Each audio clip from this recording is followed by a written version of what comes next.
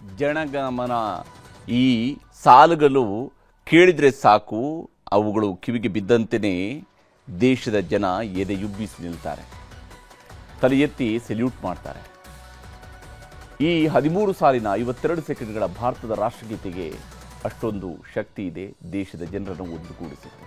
ಆದರೆ ಜನಗಣಮನ ಗೀತೆ ಬರೆದಿದ್ದು ಬ್ರಿಟಿಷರನ್ನು ಸ್ವಾಗತಿಸುವುದಕ್ಕೆ.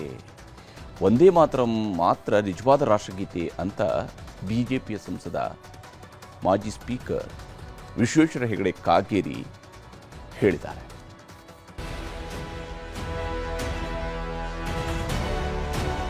ಉತ್ತರ ಕನ್ನಡ ಬಿಜೆಪಿ ಸಂಸದ ವಿಶ್ವೇಶ್ವರ ಹೆಗಡೆ ಕಾಗೇರಿ ವಿವಾದವನ್ನ ಮೈಮೇಲೆ ಎಳೆದುಕೊಂಡಿದ್ದಾರೆ.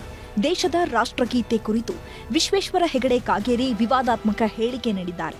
ಈಗ ಇರುವ ರಾಷ್ಟ್ರಗೀತೆ ಜನಗಣಮನ ಮೂಲತಃ ಬ್ರಿಟಿಷರ ಸ್ವಾಗತಕ್ಕೆ ರಚಿಸಿದ್ದ ಗೀತೆ ಅಂತ ಕಾಗೇರಿ ಹೇಳಿದ್ದಾರೆ. ಹೊನ್ನಾವರದಲ್ಲಿ ಸರ್ದಾರ್ ವಲ್ಲಭಭಾಯಿ ಪಟೇಲ್ 150ನೇ ಜನ್ಮ ದಿನಾಚರಣೆ ಅಂಗವಾಗಿ ನಡೆದ ಏಕತಾ ನಡಿಗೆ ಕಾರ್ಯಕ್ರಮದಲ್ಲಿ ಕಾಗೇರಿ ಹೇಳಿದ್ದು ವಿವಾದ ಎಬ್ಬಿಸಿದೆ. ನಮ್ಮ ದೇಶದಲ್ಲಿ ಜನಗಣಮನ ರಾಷ್ಟ್ರಗೀತೆ ಏನಿದೆಯೋ ಅದಕ್ಕೆ ಸರಿಸಮವಾದ ರಾಷ್ಟ್ರಗೀತೆ ಅಂತ ಒಂದೇ ಮಾತ್ರಂ ಇದ್ದೇ ಇದೆ.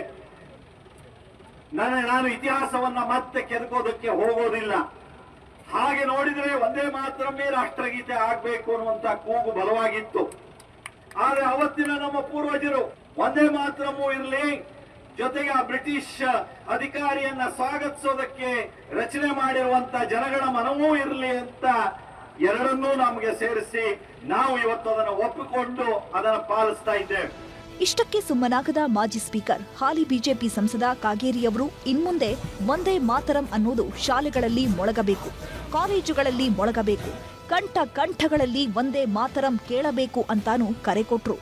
ನಾವು ಈ ಒಂದೇ ಮಾತರಮನ್ನ 150ನೇ ವರ್ಷದಲ್ಲಿ ಮತ್ತೆ ಕಂಠಗಳಲ್ಲಿ ಒಂದೇ ಮಾತರಂ ಹಾಡು ನಮ್ಮಲ್ಲಿ ಪ್ರತಿಧ್ವನಿಸಬೇಕು.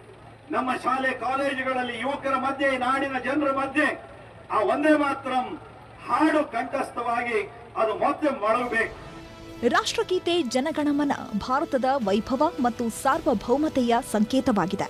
ವಿಶ್ವಮಾನ್ಯ ಕವಿ ರವೀಂದ್ರನಾಥ್ ಟ್ಯಾಗೋರ್ ಅವರು ರಚಿಸಿದ ಜನಗಣಮನವೇ ರಾಷ್ಟ್ರಗೀತೆ ಅಂತ ದೇಶದ ಜನರೂ ಅಪ್ಪಿಕೊಂಡಿದ್ದಾರೆ.